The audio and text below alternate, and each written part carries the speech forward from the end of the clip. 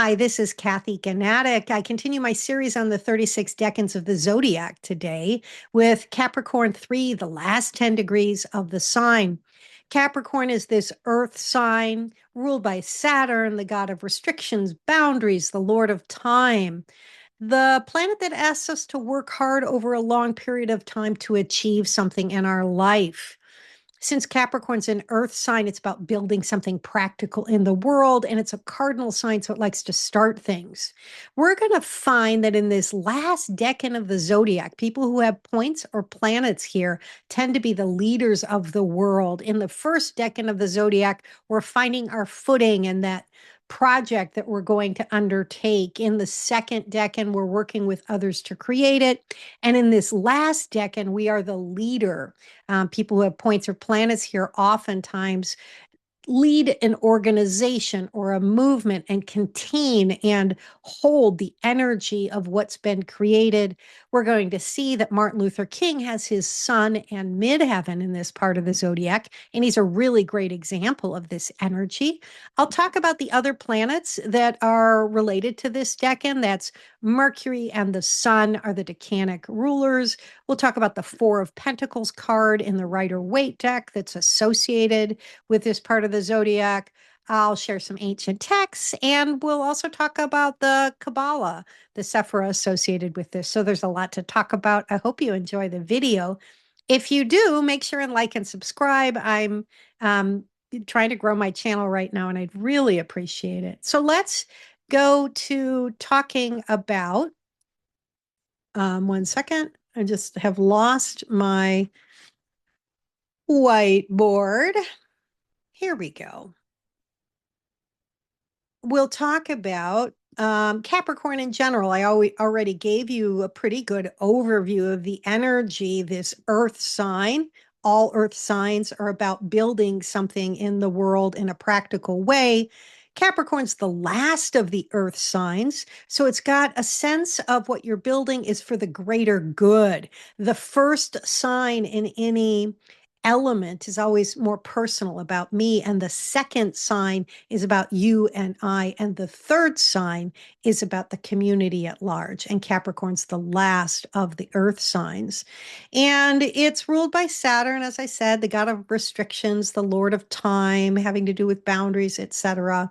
And it likes to start things. And so you put all that together and we get Capricorn's ambitious quality. There's something about people that have Capricorn energy. They work hard to create something real in the world.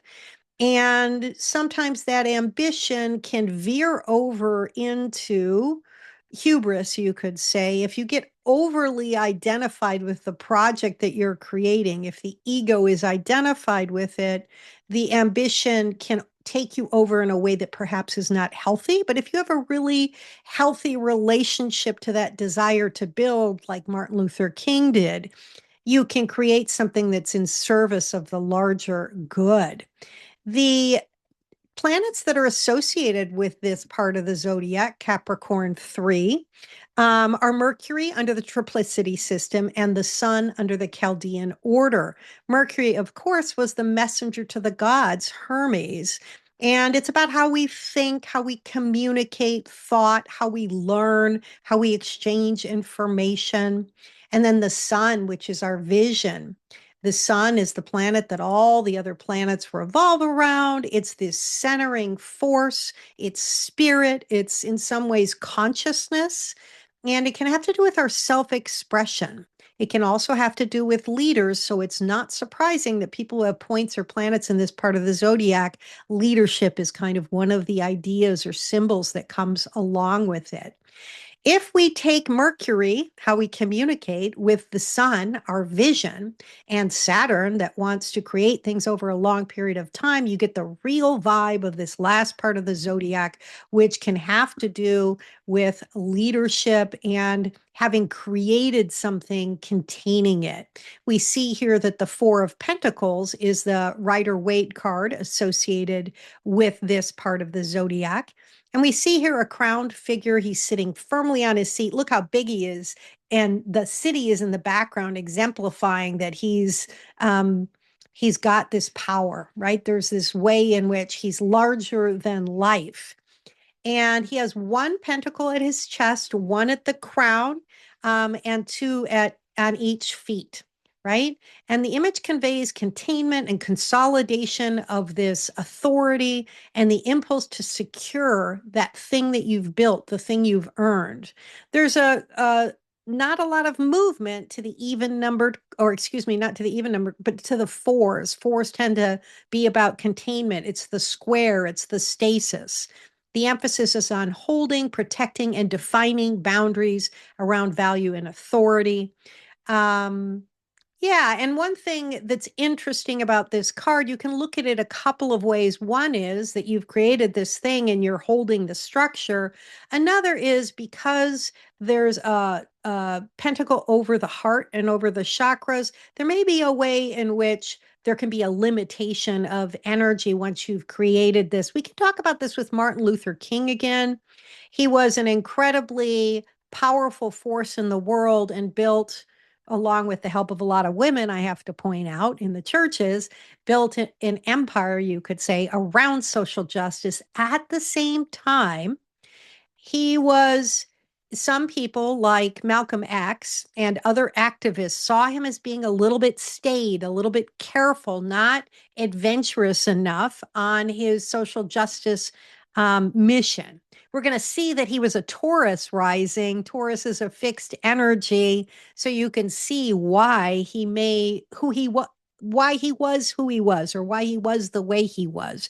His, if you're going to say his karma in this lifetime, has more of a centered, grounding, holding, containing energy with the Taurus rising, especially when you add in the fact that his Sun and Midheaven are in this decan of the zodiac that has more to do with containment. We could totally look at Malcolm X's chart and see a different energy. We need all kinds of people in the world. We need the people that create and hold and sustain, as well as the people that are revolutionary to yeah, that's just so that we need multiple perspectives in the world moves consciousness forward.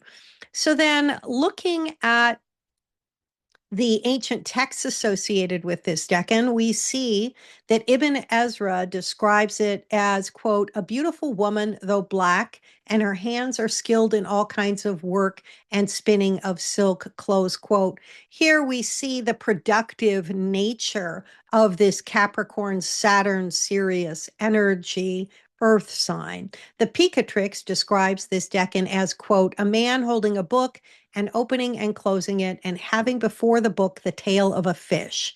And this is the face of riches and accumulation of money and the ascent of business affairs tending toward a good end.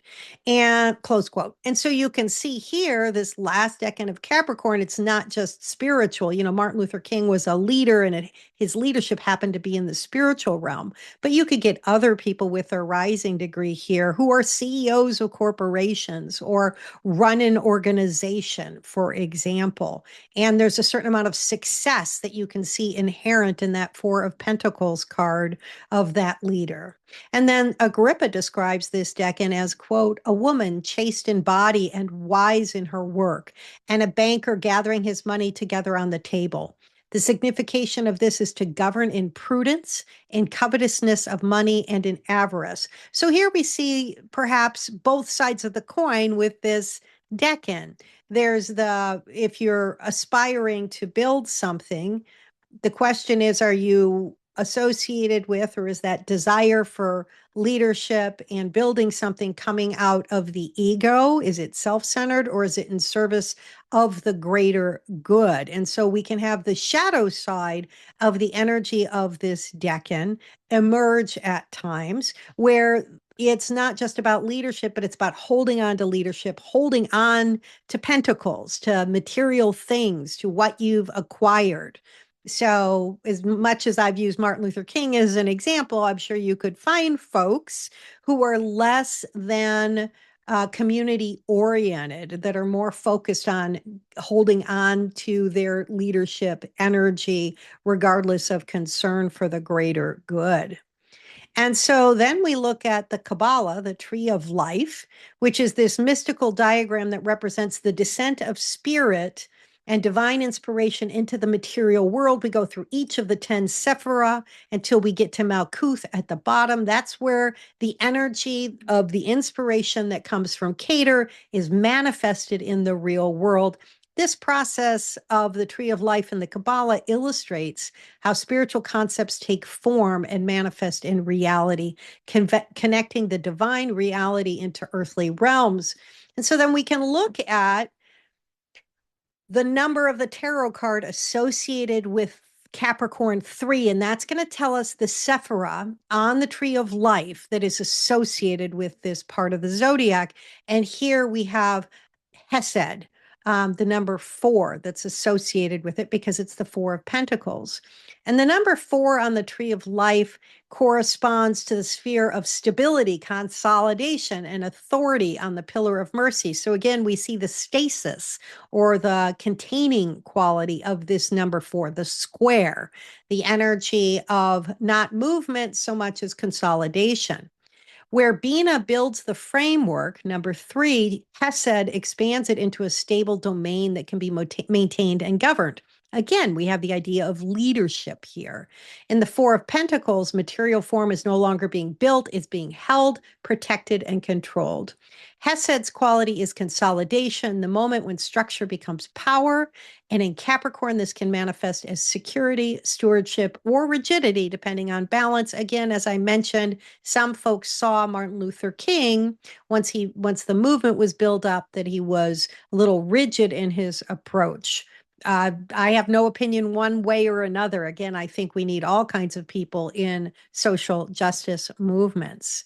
And diversity of influence is important in expanding consciousness. So the figure of the Four of Pentacles clings to what has once been gained. That's the energy of this part of the zodiac, embodying the desire to preserve stability once it has been achieved. This is Chesed's lesson. What is established must be wisely held, or it risks becoming a prison rather than a foundation. So let's just look at Martin Luther King's chart. Here we see that he has the Sun and the Midheaven, that's the MC, at the top of the chart in the 9th house in Capricorn. I have to mention as an aside that the 9th house is associated with philosophy, religion, higher education, international travel. Martin Luther King not only had his master's of divinity, he had a doctorate of philosophy, or it might be the other way around, but he had multiple degrees, and he was a minister. So you can really see the 9th house energy of that midheaven and sun in his chart. It's a great example of the meaning of the 9th house. And he was an American Baptist minister and a civil rights leader. Most people know his story. He had his Sun and Midheaven there in Capricorn 3. He was an amazing communicator, but he was careful about the words that he chose. Mercury, the god of communication, is responsible for this part of the zodiac. He's one of the decanic rulers. So part of the energy of being that leader is using your speech in a responsible manner. Remember, Saturn, the god of limitations, boundaries, being careful and responsible, rules the sign as a whole. So it's going to affect that Mercury energy, or people who lead are going to be careful about how they choose their words. Yeah, and of course he created, again, along with many other people, he created a civil rights movement, or a civil rights movement, you could say, was channeled through him, and he worked to sustain it. I do think, as an aside, it's interesting that this decan is associated with leaders that are very large and powerful, and he was obviously that, but also his last name was King. So I can never, that always seems quite amazing to me, some of the coincidences, because in some ways he was a king. Yeah, so I hope this was useful for you. If you have planets or points in this part of the zodiac and want to share your experience with them, whether some of the material resonates with you or not, I'd love to hear from you. It always deepens my own understanding of astrology. And if you enjoyed the video, please do like and subscribe. It helps people find my content. So have a great day, and we'll see you for Aquarius 1. Thanks.